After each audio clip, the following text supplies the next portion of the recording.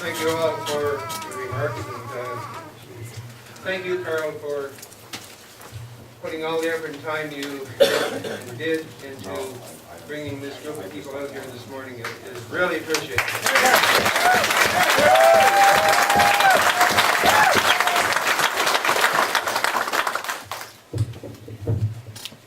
So good morning. Welcome to each and every one of you here. I would personally like to say thank you to each and every one who took time from their busy Saturday morning schedules to be here today. To all our invited guests and speakers, as you just heard, Robert Cole came from Harvey Station. That's over 3 hours away. Thank you to Mayor Cormier and Deputy Mayor Bourne. I don't see him here, but I think it sounds good. Thank you, John, for coming. Appreciate that. LA, Lisa Harris, appreciate you coming. Jake Stewart, appreciate you coming. We also have Andre Ouellette here sitting beside Mayor Cormier. Andre and I first met a number of months ago as he was the executive assistant to Bill at the time, Bill Fraser. And so thank you for being here this morning as well. We want to thank our loyal employees for all coming out this morning. And most importantly, we look around and we want to thank so many members of the community who have come out here to show support for Hebert and who are showing to stand together here for the Miramichi and for jobs here in the Miramichi. Thank you so much for coming out.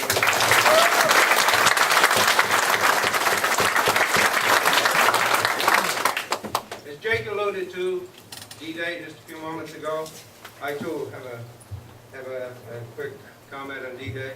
71 years ago today, June the 6th, 1944, during World War II, 3 American officers huddled in a bombshell crater on Utah Beach in Normandy, France. Realizing that the tide had carried them to the wrong place on the beach, the trio made a decision. And that decision was, we'll start the battle from here, they agreed. They needed to move forward from a very difficult starting point. And not unlike them, we ourselves find ourselves in difficult places that we never planned or wanted to be.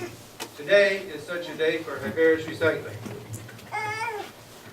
As you have already heard, it's been a very difficult few months for Hebert's. Even though we've been preparing ourselves for just what has happened, and despite a desire not to want to have to be here today under these circumstances, here we are. Hebert's Recycling is a Miramichi success story.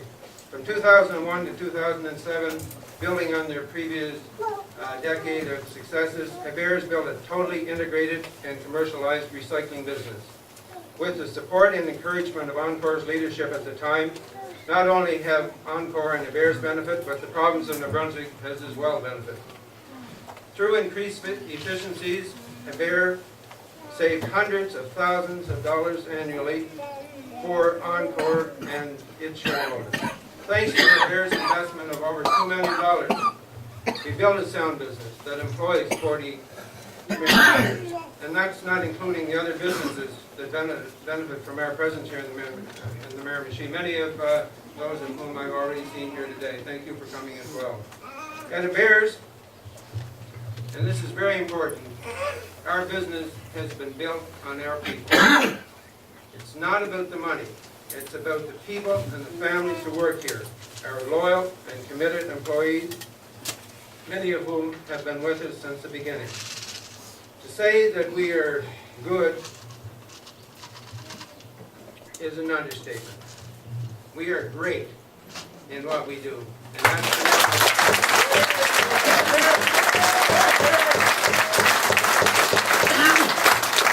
that's been evident by our success not only in New Brunswick, but our growth over the last several years.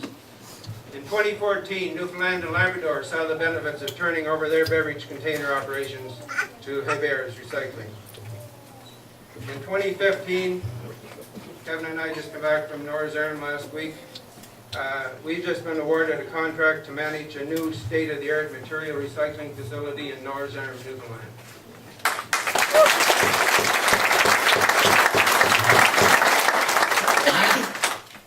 But ironically, just after that recognition and success, and despite Encore's statements that Hebert's is the most operationally efficient of all the proponents, Encore decided to turn its business over to an inexperienced company and to an American-owned business located in Nova Scotia. Quite frankly, given the success of Hebert's and that Hebert's provides an innovative made in New Brunswick solution for the New Brunswick Beverage Container Program, and also given the fact that Encore has stated that Hebert's has provided outstanding service and is the most operationally efficient, thereby allowing Encore to say that New Brunswick has the lowest cost to manage beverage container program in Canada, we are asking why. Why has this happened? Why has Encore made this decision? And why didn't Encore attempt to negotiate with Hebert's like they have in the past? What's behind these decisions? These are all questions that we have, legitimate concerns, questions. And why didn't the government of New Brunswick, through the Department of Environment, allow Encore to issue a request for proposal, which is in clear violation of the Beverage Containers Act legislation and regulation?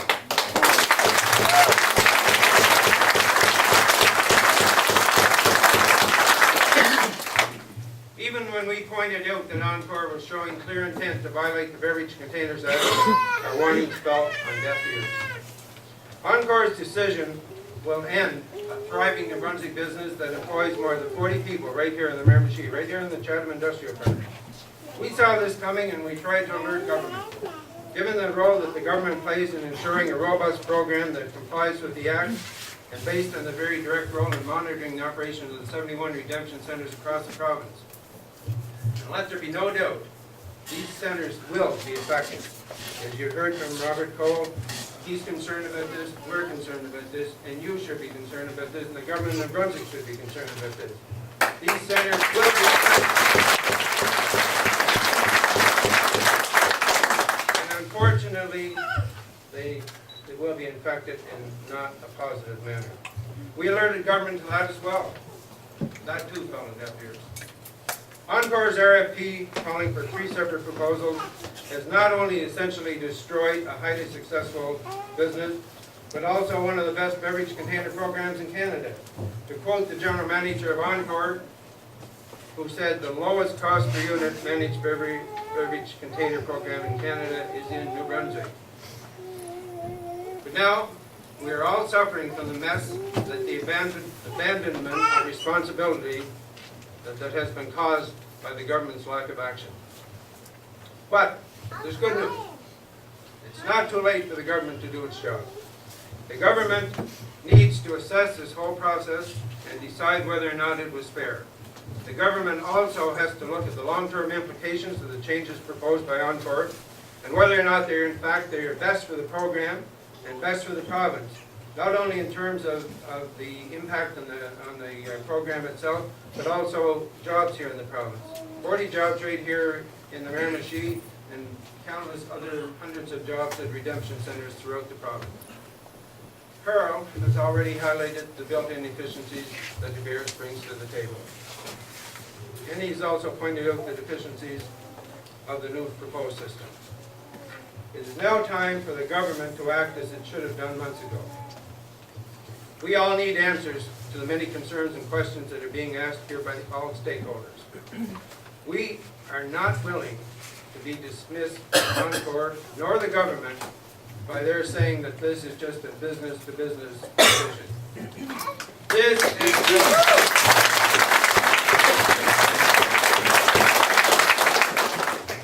is about the government recognizing and accepting their responsibility and obligation to enforce the law through the acts and regulations that the government has enacted. The law is the law, and the government must be held accountable to ensure that both it and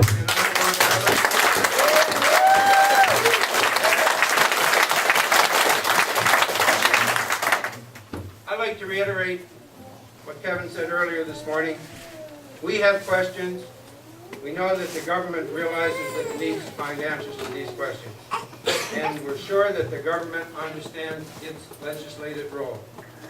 We're looking forward to meeting with government in the coming days, and by virtue of MLA Harris and Andre Ouellette being here this morning, we believe that that's already started today. This is not an adversarial relationship between Hebert and the government. We're simply asking the government to do its job.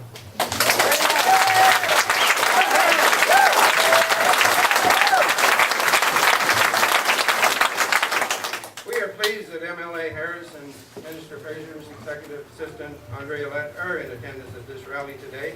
We are, however, disappointed that MLA Fraser, Minister Fraser, could not be here today, but we trust that he, like MLA Harris, will begin immediately to request answers to the questions to which we need answers. They both, as well as Minister of Environment Brian Kenny, who visited our plant recently, and Premier Brian Gallant, need to realize that the government has a very clear and defined role and an obligation to ensure that the Beverage Container Act is complied with and not violated in any way, shape, or form. As I close, let me be clear what needs to happen. In order to allow government to do its job, the current RFP process must be halted and must be halted now. You ask, what can I do as a person coming here this morning to support affairs? What can each one of you do? We would ask you to call, write, email, Facebook, visit your local MLAs, Fraser, Harris, Minister Kenny, Premier Gallant, Mayor Cormier, everybody that's in government, any elected official. Tell them that this is wrong. Tell them that you're not okay with the government of Brunswick allowing Encore's RFP to violate the beverage container legislation, and insist that they immediately request Encore put a halt to this whole RFP process.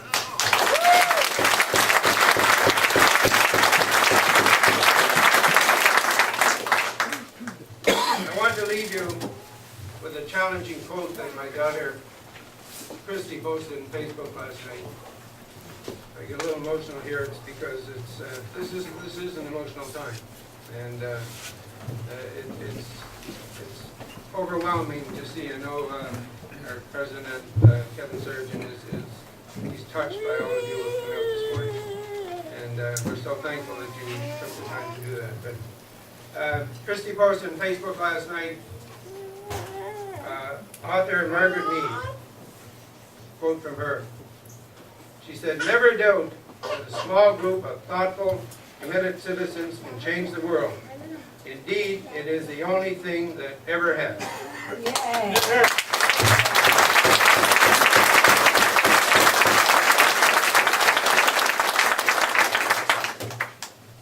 This morning, you and I, are those committed citizens. And we've been called for such a time as this. So let's leave here this morning determined to change the course of this matter. Thank you all so much for coming out this morning. Thank you very much for your support. Let's go to the stage morning up.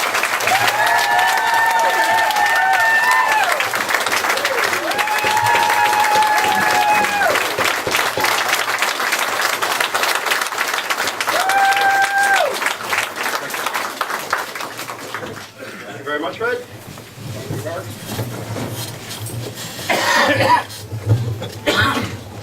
In closing, I ask that you all take the handouts you were given to you and take a few moments to read them, please.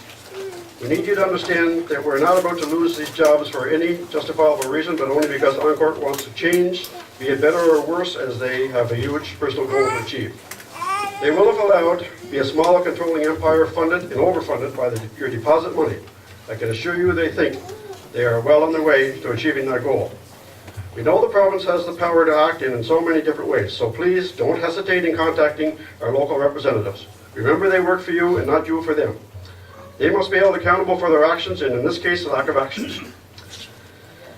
I would also, in closing, like to thank Mr. Teddy Kwan and his staff for allowing us to use these facilities. This was so kind, and we are so grateful for this, so please take a moment.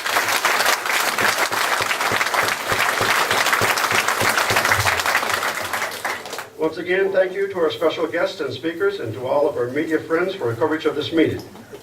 We thank you, the public, for so kindly supporting us. If necessary, we will continue to work on Phase 2 immediately, and we will always be seeking your support to the end. Without you, this would not be possible. Thank you all so very much, and enjoy your weekend.